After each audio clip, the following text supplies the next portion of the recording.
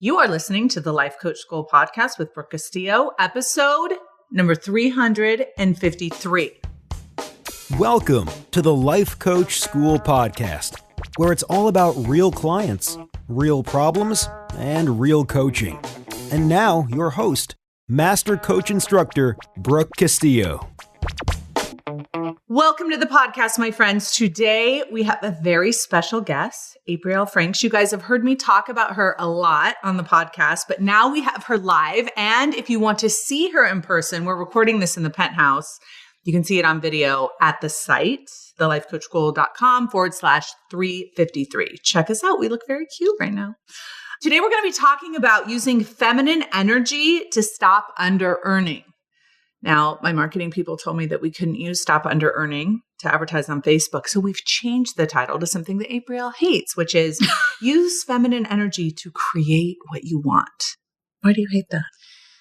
Well, it softens what it is. It softens. But really, it is a feminine podcast. It is. But I think it softens what it is. And I think that the point of it is women need to stop under earning. That's right. And we are utilizing and tapping more into our feminine energy in order to attract what we want, and wealth being one of those the things. big part of it, right? Yeah. So on this podcast, we can say whatever the F we want. So we're going to.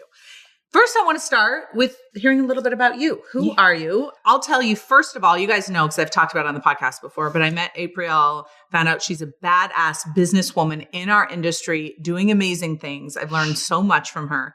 We decided we had to do a class together. I flew to Vegas where she lives. We prepared the class, and now she's here in Austin where I live, and we're doing a podcast and some video for you. But first, I want her, in her own words, to tell you a little bit about her history and who she is and what she does. Oh, wow. My whole history. So I'm Aprille Franks. I am a master community builder and digital profit strategist. I help women build online communities without killing themselves, in short.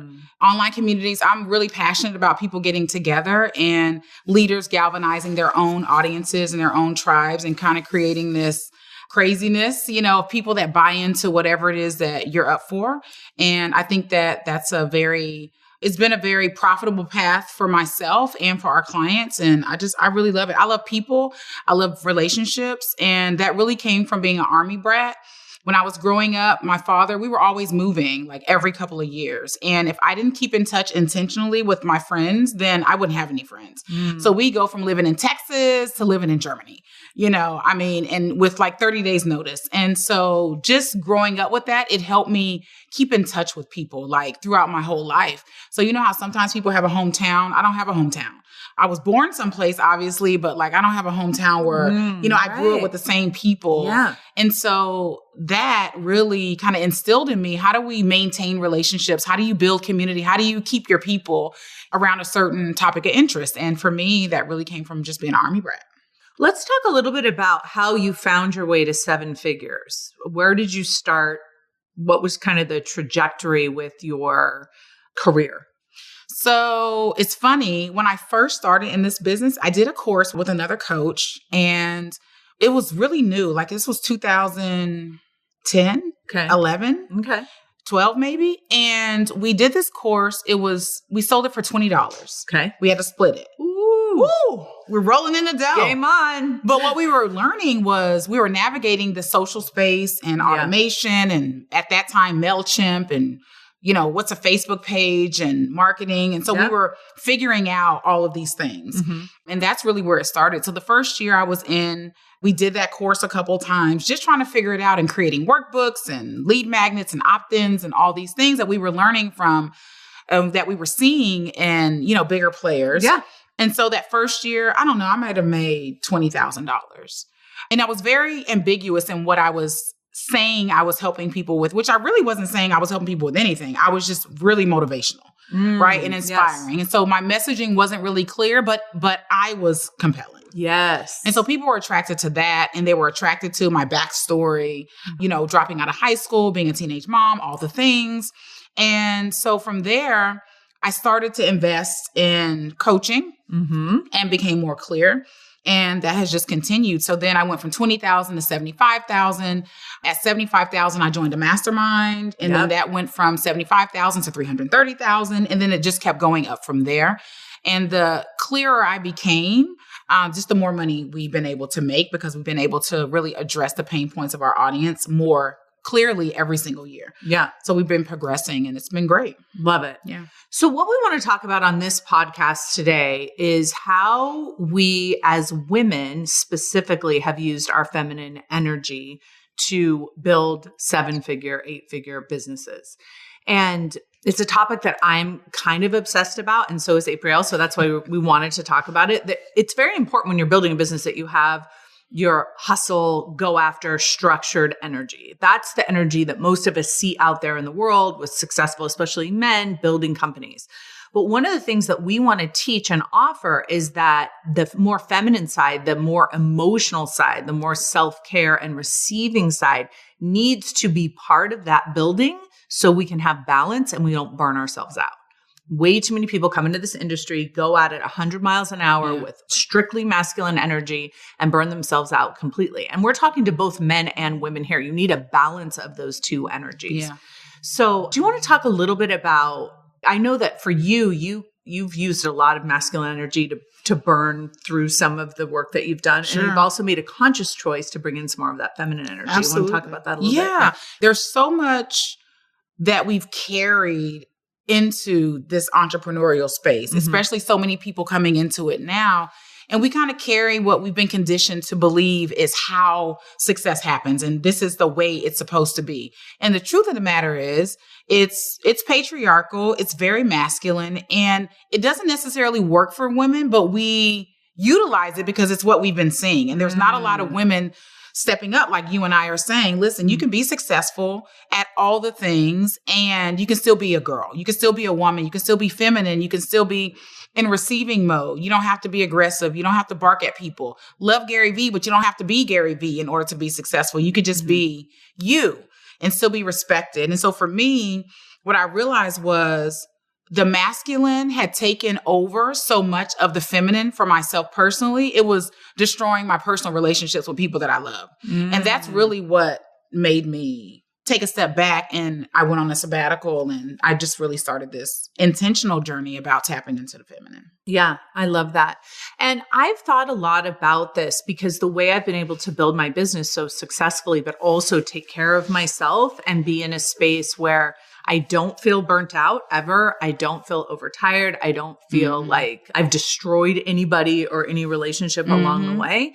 And I think it's because I've been able to tap into that part of me that is empathetic and emotional and aware and balanced it with that very strong masculine energy. And when I talk about feminine energy, especially recently, a lot of my guy friends will say to me, well, I don't want to be soft. Right. And I'm afraid if I'm soft, I'll lose my edge and I won't be as successful. And so I find that really fascinating that the softness, I think, is what has carried me through to be even more successful than many of the men who are trying to power their way through. What do you think about that? Yeah, I think one of the things that a feminine worker that I had been working with when I started this journey that we talked about was, she said, run everything through before what you would normally, how you would normally respond. Run it through a feminine field first. Okay. Right. So if someone says something to you, like if you're consciously working on this and you're really trying to explore yourself, like if you ran that through a more compassionate field, like a filter first, what would that response be? Because the truth is, it's like most of us, if we respond, that first response, you're like, man, I wish I hadn't said that. Or I could have said that differently. And it's only because we just didn't take pause. And it's not that we don't need the assertiveness and, the go-getting and all of those things, but we also want to be, I believe, more compassionate in how we're dealing with one another, how we're interacting with one another. And I think that transcends male, female. I think the feminine, masculine energy conversation has nothing to do with male, female. It has to do with what those two energies, what they really mean. Yes, totally. Which is a really nice balance of all of the things. And so when she said, run it through that feminine field, I was like, that's nice. It's just take a pause. It's almost like when you're growing up, your parents might have said to you, think before you speak. Yeah. Well, the thinking, that's the feminine part. Yeah. Right. And then that assertion. The pause. Yeah. Just that pause. Yeah. It's like, Yeah. You know? Yeah. So one of the things that I think is one of my superpowers and the knowledge that I have and that I teach in scholars and I teach at the school is the power of emotions and understanding your emotions. Yeah. And I talked about this on the podcast, but I'll revisit it here. I went to a mastermind that was mostly men. There were 2 women there. I think there were 20 people. 2 of us were women, very successful entrepreneurs, all of us. And we went around and everyone was saying like, what do you think you can most teach us? And I said, all right, I'll teach you about feelings. And there was like this collective groan, right? With all of the guys. It's like, oh, brother. And I'm like, it's the best way to make money. Yeah. Understanding your feelings is the best way to make money. And so we went around and I asked them if they could name a feeling, if they knew what their feelings were. And many of them had no idea. What they were telling me were their thoughts.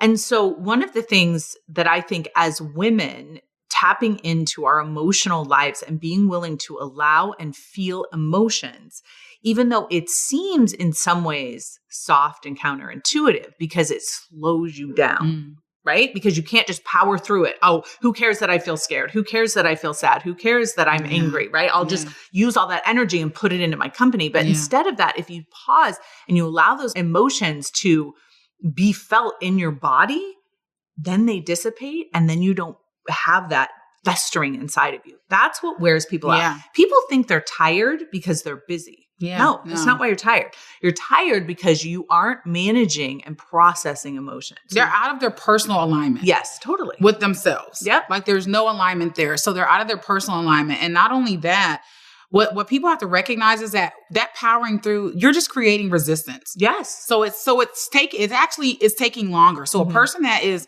allowing themselves, and that word, just allow. Yes. Right? Just allowing themselves to feel, to experience, to be, and then respond as opposed to reacting, then it just creates a whole new environment for how you interact and deal with things and people and all the things. So that resistance, I see a lot of resistance and that's why I unsubscribe to hustle culture, grinding, losing sleep, all the things. And I used to be about all those things. I was one of those people like, let's get shit done.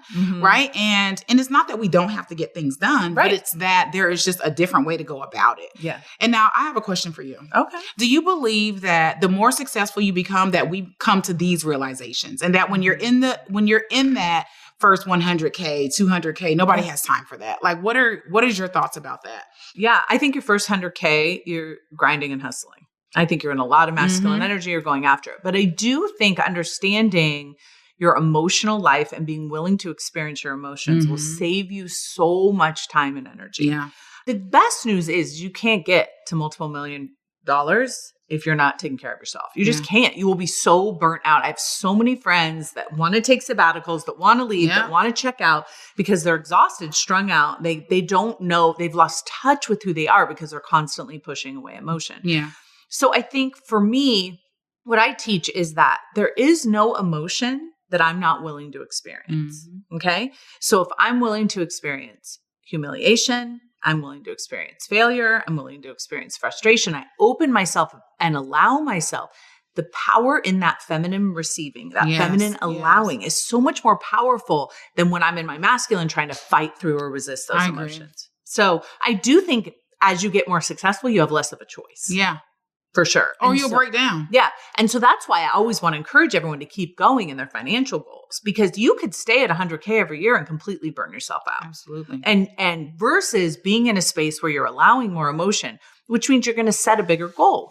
That's one of the things I was teaching all these men at this mastermind that we did is I basically said, listen, if you're not afraid of emotion, you're not afraid of setting big goals. Absolutely. Because what's the worst that can happen is an emotion.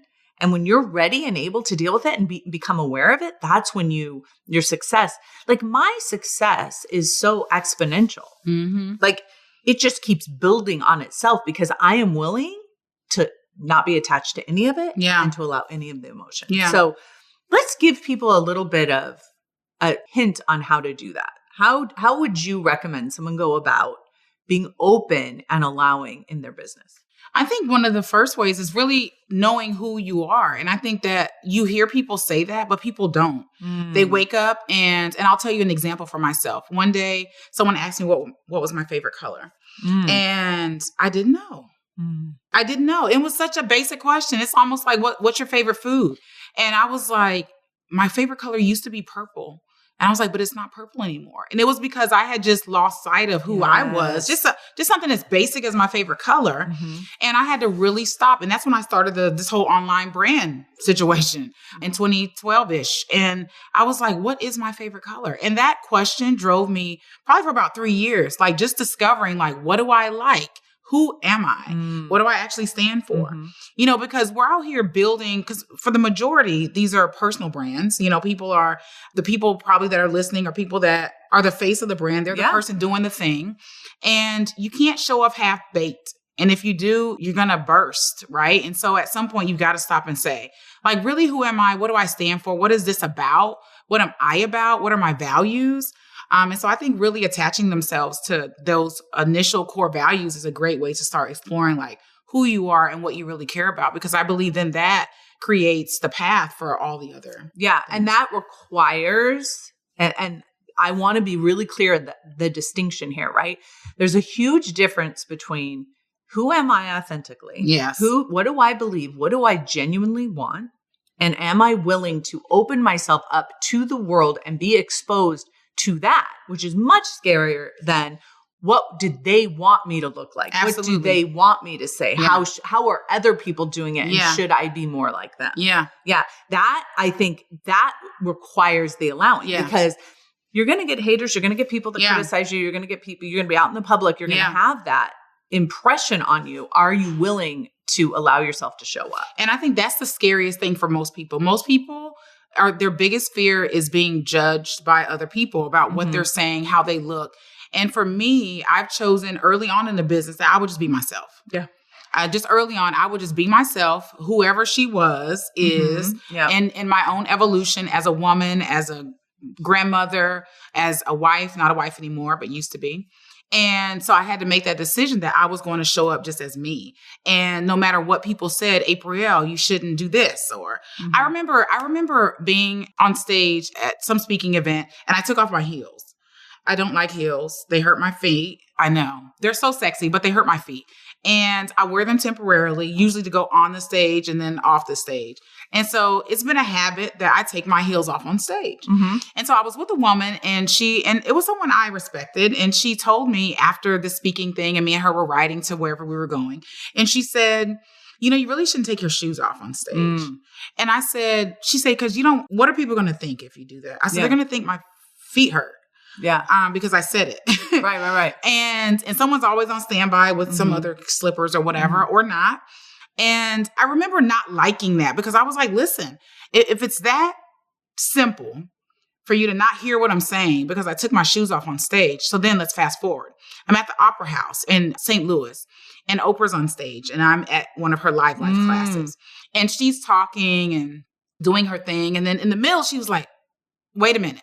These heels have got to go. They're killing my feet. And from that moment on, I said, if I want to take off my shoes, I'm taking off my shoes. Yep. If someone's offended by it, they're just not my people. It's much easier for me to take off the shoes and be comfortable and deliver a great message and great content and actionable steps to do X, Y, and Z than for me to pretend that I'm not in pain and having all kinds of spasms in my ankles. I actually love that as a metaphor for emotions too, right? For women, us feeling our emotions, talking about them, being vulnerable and being expressive with our emotions as leaders. So I think that's another thing that comes up for women, especially comes up for men as well, is how much emotion should we be sharing as leaders in our companies and in our industries?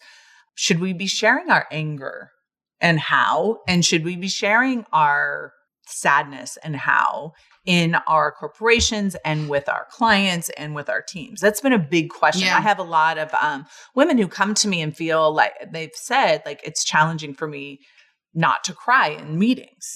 Not to cry when I'm feeling sad. And I've been taught that I need to hold that in and be stoic. Or when I'm angry, how do I respond to that? What are your thoughts on that? That's a very layered question. Yeah. I think for me as a leader, I'm very expressive in how I feel about things. Yes. So I tend to not hold back.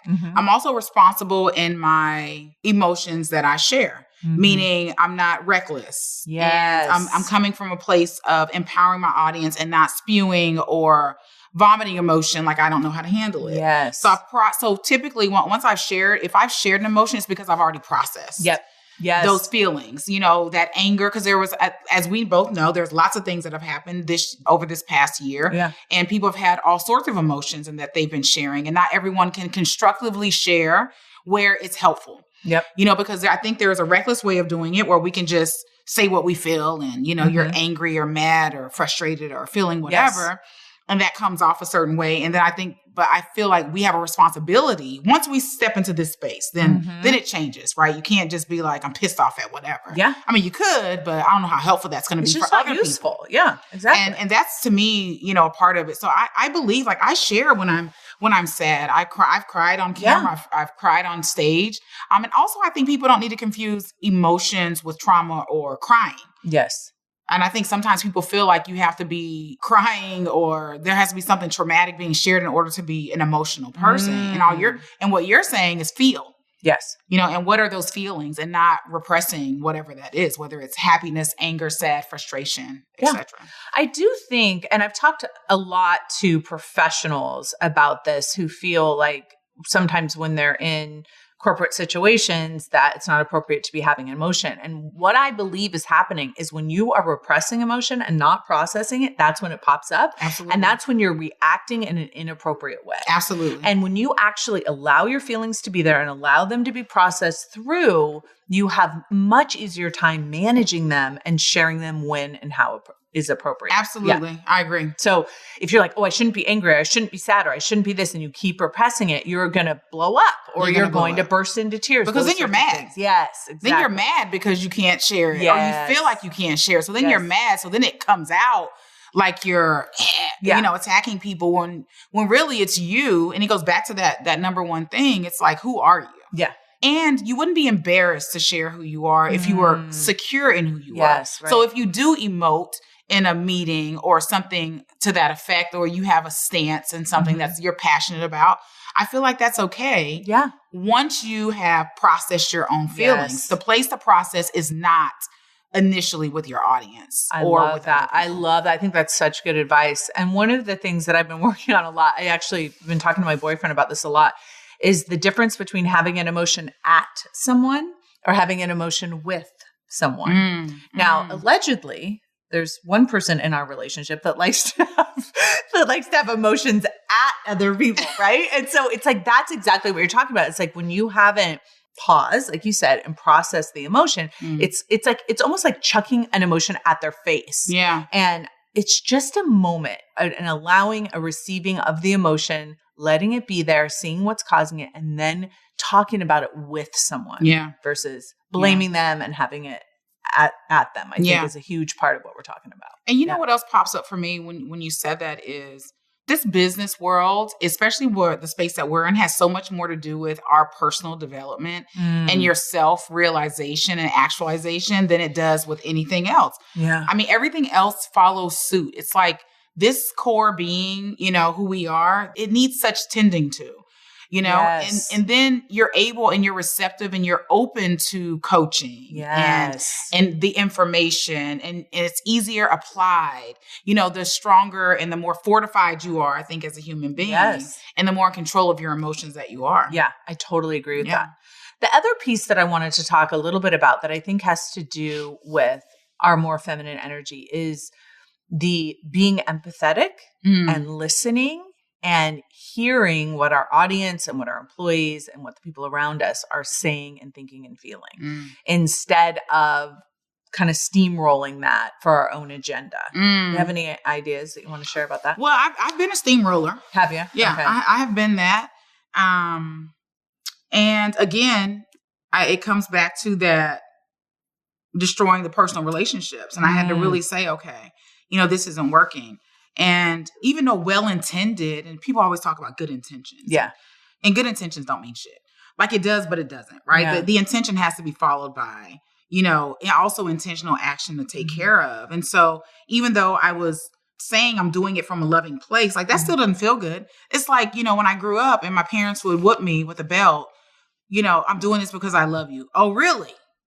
Oh, really? Are you doing it because you're frustrated? Right. Yeah. I'm like, oh, really? Because this shit don't feel good. Right. So, and I didn't get anything out of this. Like, this didn't teach me any long-term lesson about the thing that happened. Because chances are, you did it again. Yeah. And you got chastised again. And so I had to really come back and say, okay, what type of person am I? And where am I wanting to lead from? But I also, Brooke, had to ask myself, why was I not listening? And where did that come from? Why did I remove the emotion? Right? Why? Yeah. What happened that said that this was okay to be this way in the first place? Yep. You know, and it really had a lot to do with my upbringing and the things that I had witnessed. Yeah. And so I was protecting myself. Yeah. And I do think like most of us want to be kind. Most of us want to be empathetic. But, and as a personality trait, you could say I have a different type of personality. But I also want to say in terms of business, being in a servant's heart and being in an empathetic listening space will make you so much more money. Yes. Because your job is to create value for the people who are working for you and for the people who are paying you and buying from you. Yes. And if you're not hearing them and listening to them and serving them, you're not going to create as much value as you could if you did. And that requires you. And this is one of the things that I really struggled with. A personal example of this was I didn't necessarily want to hear what everyone else was saying because I thought if I heard them, I would have to do what they wanted me to do. And as a people pleaser, I'm always trying to make everybody happy. I thought, well, if I hear your opinion, then I have to follow through on it. The truth is I can hear everyone's opinion and then still from that place of power, make a decision. Yeah. I don't have to do what everyone wants me to do. And I think this kind of goes back to what you were talking about off camera earlier was so used to serving everyone else's needs at our own expense that we pull that back and we say, okay, I'm not going to do that anymore. And we throw the baby out with the bathwater instead of, wait a minute, how can I hear what everyone else is saying and then decide who I am and how I want to serve from that place? Yeah.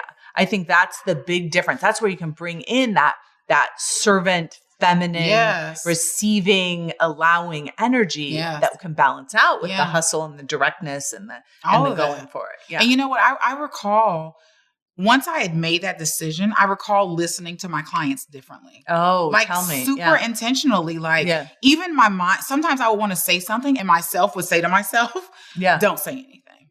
Like just continue to listen. Yeah. And I would just continue to listen. And I believe that it's been more helpful. And my clients have commented that something is different. They're like, well, you just seem softer, like nicer. Yeah. I've always been nice, but I've kind of been a hard ass, you know, and I just don't want to do it anymore. Yeah. You know? Interesting. I love that. So I want to switch gears here for a minute and I want to talk about money. And I want to talk about money being a woman thing and a feminine thing and the difference between the history of, especially this country, of men making a lot more money than women make and women now really embracing earning more. Yeah. What have you noticed? What are your thoughts about that? Well, my initial thought is women don't believe that they deserve to make more money. They want to make more money, but they don't believe they deserve to make more money. Yeah. Like there's, you know, it's almost like the wish list. You know, I just wish I made more money, but it's that internal deserving, like you should be making more because we've been shamed into wanting more. Like wanting more is a bad thing. And somehow you're not a good person or you're evil or you're, you know, or you have to become more like men that are making more money in order to be as rich and wealthy as they are. And that's one thing that I think both of us are committed to, you know, destroying that as a myth. Absolutely. Because it's not. You can be who you most authentically are. You can be who you most want to be and create the wealth that you want. And for me, the way that I do that is by providing the service and the value in a way that when I get paid for it, it feels like the most beautiful, balanced exchange that I can receive with grace. Yes. And that's very different than feeling like you're taking money from people or that you're somehow getting yours. Yeah. Like, I never think about money that way. Yeah. And you know another thing, and it's these simple little things, and you've probably heard it too. Some coaches, and they've said things like, get people to give you money. I despise that phrase. I can't stand that phrase. Yeah. Because no one's giving me anything. Like there's an exchange. It's not a donation. It's not, you know, but I hear men teaching and using those words consistently, different ones. And I'm just like, wow, like no one should ever say to a person, listen, I'm going to show you how to get those people to give you more money. It's like, no, they're not just giving you more money. You're providing something and they are investing in something. Yes. It doesn't work that way. And so it's just even those little things. And you've got, if there's a leader saying that and if you got thousands of people listening to it, then all of a sudden you've got thousands of people thinking that they need to be looking for people to give them more money instead of providing more value. Yeah. And I do think that, when you're trying to get someone to give you money, it almost feels like you're taking it. Right? Absolutely. And in your feminine energy, in the law of attraction, in the understanding that we have of an exchange in value, you have to develop your capacity to receive and your capacity to have. And receiving based on what you've created is a very different energy than going out there and take. Mm-hmm. It's exhausting. And the other thing that I think is important to remember is when you feel like you have to go and take from someone something that they don't want to give you, right? You're going to have all sorts of other guilt emotions, resent emotions, entitlement emotions that aren't going to serve you in the longevity of your business. And I've seen too many entrepreneurs try to create businesses like that. It's just not sustainable. It's not sustainable. Yeah. And it doesn't feel good. No. Yeah. After a while, it just doesn't feel good. And I think, and watching that, and I've heard it. Yeah, of course. I mean, I hear it. And to your point with the receiving, it opens up the pathway. First of all, I believe giving opens up the pathway for receiving. Of course. Also, but it just opens up the pathway to expand, to have more, and people feel good about doing business with you. Yes. And that's the whole thing. Like when someone invests with us, I want them to feel good that I had their best interest around that thing at heart and our team did, and that we care about their result and not just that transaction. Yes. And I think that's the key, what you just said. Like, I care and love my customers, period. And they know that and they feel that, and I've got their back. And I think bringing more love and compassion and understanding and empathy into our corporate businesses is the secret to making them more successful. Yes. I think people think, oh, we'll bring those things in and our businesses will be nicer and kinder places. Yeah. No, they will be more lucrative and more successful with that side of that energy consistently balancing it out. And you know what? You know why I love this conversation? I love this conversation because we are changing the way people think about how business is done, because we all came from a place where it was done differently. And what we're saying is, hey, that really wasn't working. We were doing it, but it didn't feel good. Right. And so what we're saying is there's another way. We're saying that you can do things differently and it can feel good for you. It can feel good for your clients and your customers, and everybody wins, and you'll be more successful as a result. It's just the way it has to be that way. Right. Yeah. Right. If you want it to be sustainable and have the longevity and have a business that you can be proud of and feel good about. So what we decided to do is create a course. We're doing a 3-part course based on the concepts that we briefly talked about today, but we're going to be diving into some deeper concepts. We're going to be talking about this in 3 90-minute classes. I'm just going to run through the topics that we're going to cover, and then I'll let you speak to any of them that you want. The first one we're going to talk about is receiving. We got to talk about receiving money, gifts, love, praise, compliments, and support. We don't talk about this when we're teaching business. This is a huge piece of it. We're going to talk about allowing, which we touched on earlier. We're going to talk about pleasure. We talk about trusting, community, showing up. We talk about anger and how that is part of one of the emotions of feminine power and how we can utilize that in our business. We're going to talk about competing versus cooperation, creation, and of course, we're going to talk about money and under-earning and how to stop doing it. This is going to be a course where we present our ideas and introduce them to you and then open up the conversation and allow you to give us your input, and we also will be able to coach you from within the course. Is there anything you want to add? Yeah. And I'd love to say too, I think there's so many entrepreneurs out there that are struggling with earning more, struggling with things that they are intellectually able to do. Yes. And what we have to recognize is it's not that you can't do it. It's that something is standing in your way, and it's not just more content and strategies. Yes, the content and strategies are necessary for sure, But you have to recognize when you consistently hit a wall and you can't meet your own goal, that it's something else. Yep. And this conversation, I believe, is going to open that pathway for so many entrepreneurs to really understand that once they have this understanding that we have and they clear that out, that things will become easier to understand. Yep. They'll flow more effortless. They'll flow more effortless. I can't fucking say effortless. You got this. Effortlessly. Yes. So they'll find out that things will flow more effortlessly. They'll find that things will flow with less effort. Pavel, leave every single part of that in. Why can't I say effortlessly? You can only say it with me. Damn. See? Effortlessly. We need partners. I love it. They'll find that things will start to flow a little more effortlessly. And that's what everyone wants. Right, exactly. More ease. And I do think there is more ease when you balance out the energies and when you allow your emotions and when you pay attention to what's going on with yourself mentally and physically. 100%. For sure. So I want to invite you all. We're going to be teaching this class in Scholars. So if you're not in Scholars, make sure you get in there right away. You can find out more information on this class by going to lifecoachschool.com/353. Thank you so much, Aprille, for coming on the podcast. Thank you for having me. It's been so great. And I can't wait to teach class with you. We'll see you guys inside. Hey, if you enjoy listening to this podcast, you have to come check out Self-Coaching Scholars. It's my monthly coaching program where we take all this material and we apply it. We take it to the next level and we study it. Join me over at thelifecoachschool.com/join. Make sure you type in the lifecoachschool.com/join. I'd love to have you join me in Self-Coaching Scholars. See you there.